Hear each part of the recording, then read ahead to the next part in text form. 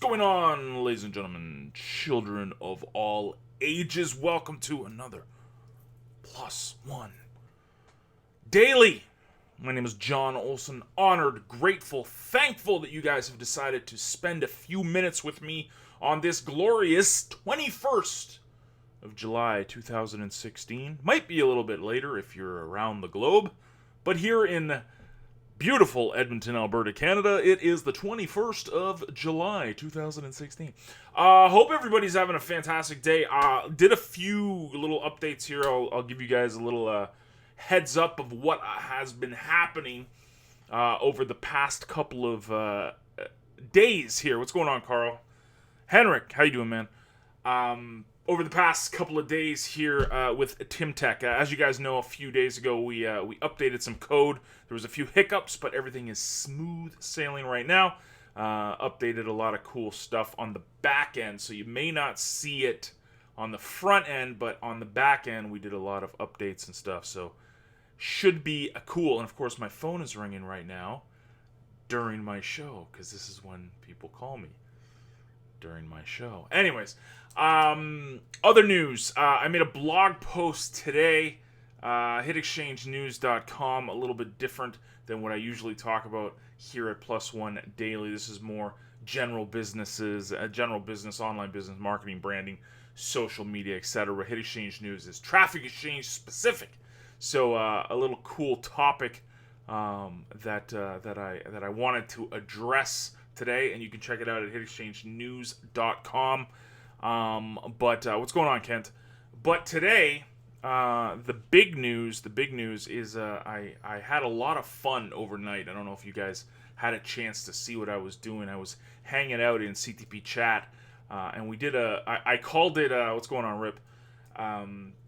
I called it Win with John After Midnight. It was a lot of fun. This doesn't have anything to do with what we're talking about today. I just thought I would share with you what I did yesterday. It was pretty cool. There was about a dozen or so people hanging out with me, and we did some trivia. We had some fun, and a few people got some pretty cool prizes. I gave out some cash. I gave out a book. I gave out a few yearly upgrades at some programs at TimTech, so it was a lot of fun. Thank you guys for taking part in that, and I hope you guys enjoyed it. Yeah, Win with John After Midnight. After midnight, Kent. It was very important that it was after midnight. Okay, so today we're going to jump right into it. Big thanks to Tim Hansen. I threw it out there yesterday. God love him. I put it out there. I was like, dude, I need some topics. I need some feedback, because what I'm doing here at Plus One Daily, I want you guys to take part in this discussion more than me deciding what we're going to talk about. So every day in Skype, I'm pleading with people in the Skype group, let me know what I can talk about at Plus One Daily. What is something that you need help with? How can I be of service to you? Something you want to discuss. And I was begging and pleading, and Tim came up with a really cool topic, and I'm calling it the good, the bad, and the ugly. And basically what it was, Tim wanted to discuss taking stock, how he said it, in what we have when it's time to give up, when it's time to reevaluate what we're doing, when we've put all of our energy into something and it's obvious that it's not working.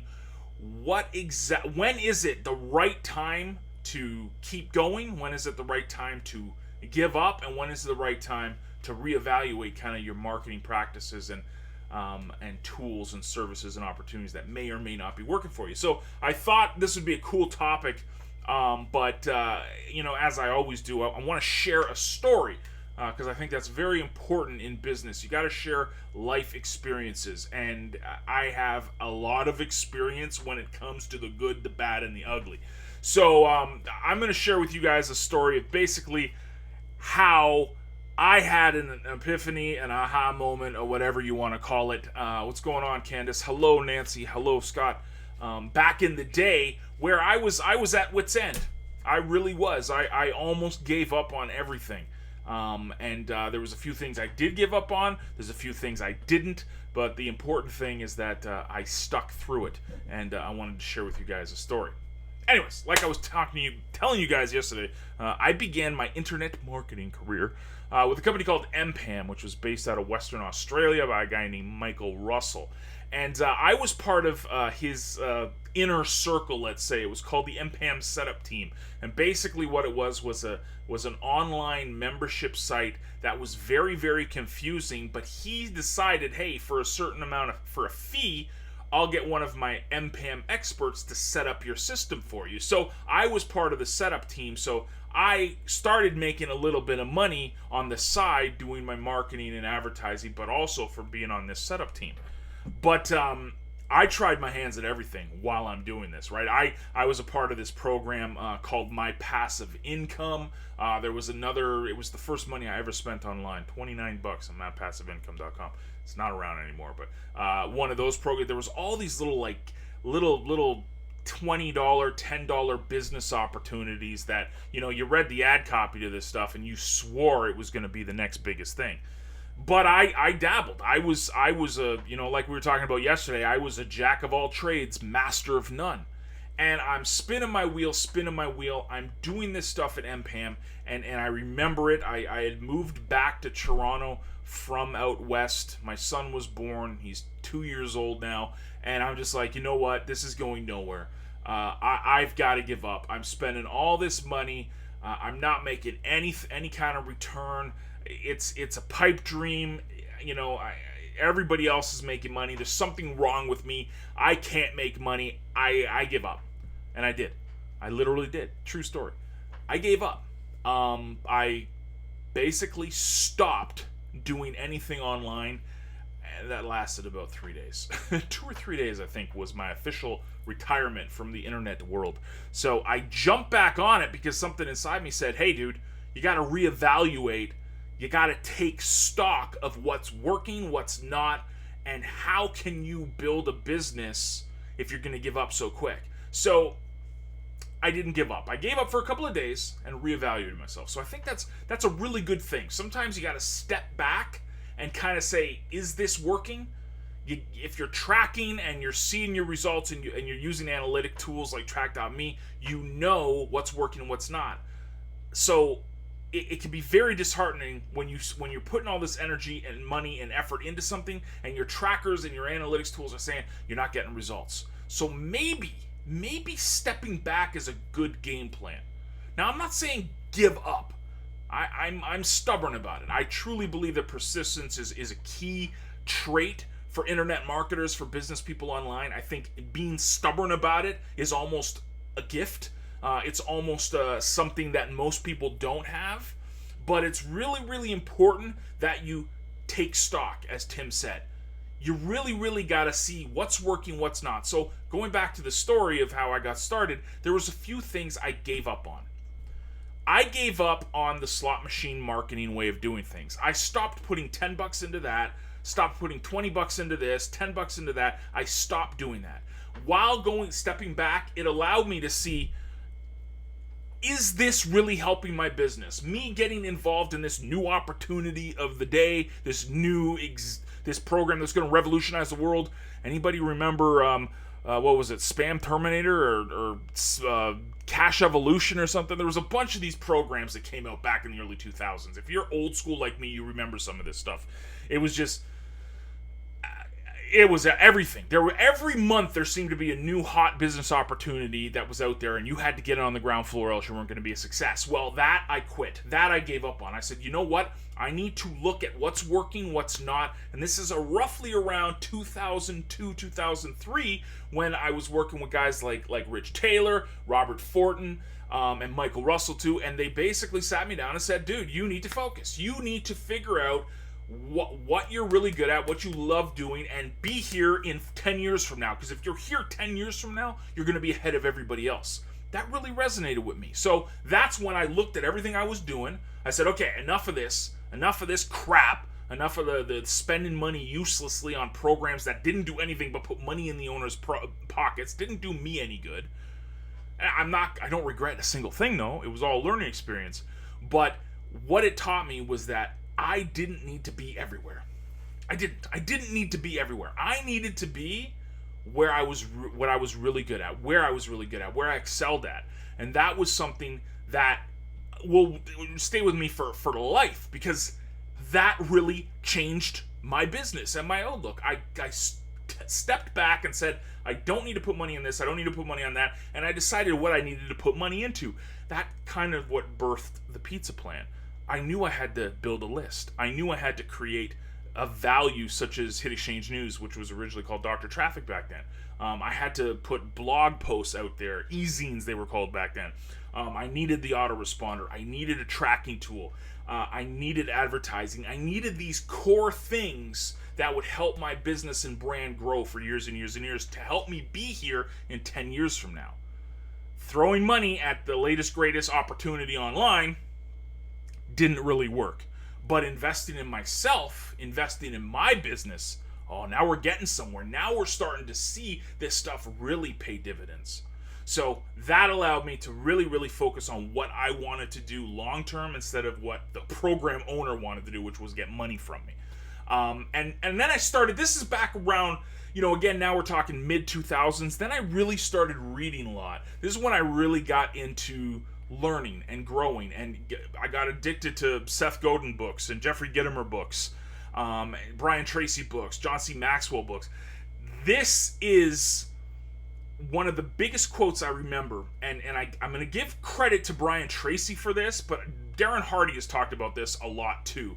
And this is I'm paraphrasing, but the general idea was, whatever you decide to get into, be here in a year from now.